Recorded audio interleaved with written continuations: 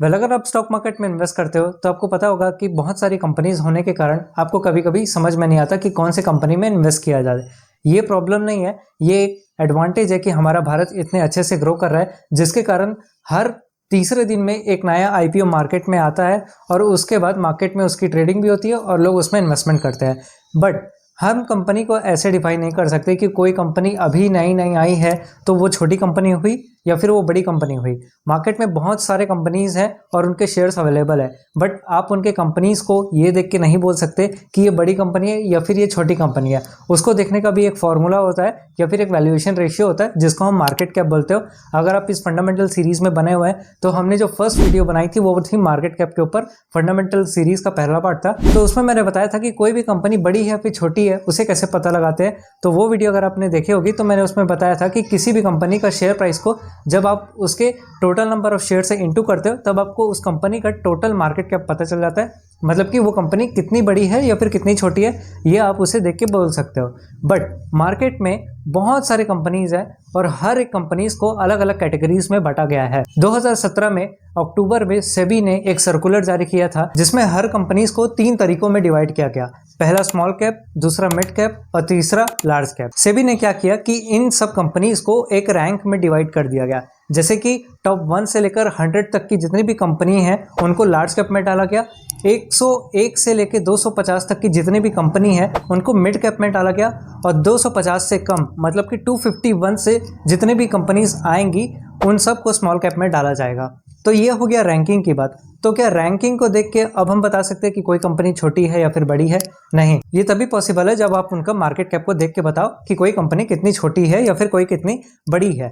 अब market cap के लिए भी एक रेंज सेबी ने बनाया जिससे आप उनके मार्केट कैप को रीड करके ये पता लगा सकते हो कि वो कंपनी छोटी है, बड़ी है या फिर मिड कैप है। जैसे कि स्मॉल कैप कंपनीज के लिए अलग से एक मार्केट कैप रेंज बनाया गया और इस कंपनीज के रेंज आते हैं 0 से 5000 करोड़ के ऊपर। तो आज जिस कंपनीज का मार्केट कैप 0 से 5000 करोड़ तक के बीच में है उन कंपनीज को आप स्मॉल कैप बोल सकते हो, और 5000 करोड़ से 20000 करोड़ तक के रेंज के बीच में जो कंपनीज आएंगी उनको आप मिड कैप बोलोगे, और 20000 करोड़ से ऊपर तक के आने वाली कंपनीज को आप लार्ज कैप में डिफाइन करोगे। तो ये था मार्केट कैप का रेंज। आप इनके रेंज को पढ़ के ये पता लगा सकते हो कि कोई कंपनी कितनी छोटी है या फिर कोई कितनी बड़ी है। अब बात करते हैं कि रिस्क और रिटर्न किसमें ज्यादा मिलता है।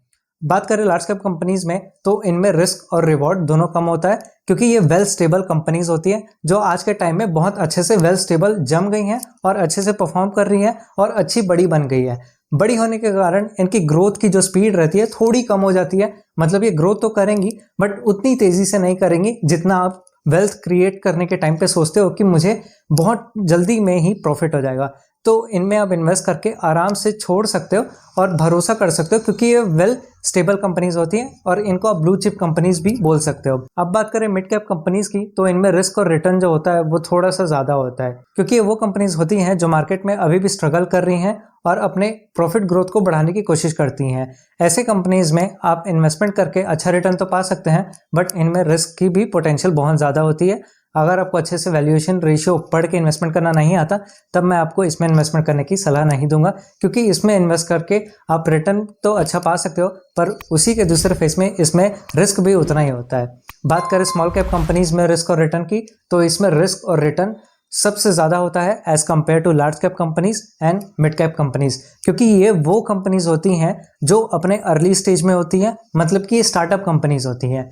अब स्टार्टअप कंपनीज क्या होती हैं कि 10 में से कोई एक ही चलता है या फिर 2 चलता है। ये कंपनीज अपने स्टेज में बहुत छोटा मार्केट कैप लेके आती हैं और इनका जैसे जैसे मार्केट कैप बढ़ता है वैसे वैसे इनकी शेयर की प्राइस भी बढ़ती है, पर इनका भरोसा नहीं रहता कि कौन सी कंपनी आगे चल के अच्छा परफॉर्म करेगी। इसलिए इनमें रिस्क और जो रिटर्न रहता है वो थोड़ा ज़्यादा रहता है। अगर आपको प्रॉफिट हुआ तो वो बहुत अच्छा है इन द लॉन्ग रन में, बट रिस्क भी अगर आपको उतना लेने की पोटेंशियल नहीं है तो इसमें आप इन्वेस्ट नहीं कर सकते क्योंकि इसमें रिस्क और रिवॉर्ड दोनों इक्वल और दोनों ज़्यादा होते हैं। तो ये थे मार्केट कैप के अंदर आने वाले लार्ज कैप, मिड कैप और स्मॉल कैप के कुछ साइज के कंपनीज, और ऐसे ही आप किसी भी कंपनी का मार्केट कैप देख के ये पता लगा सकते हो कि वो कंपनी बड़ी है, मिड कैप है या फिर स्मॉल कैप है।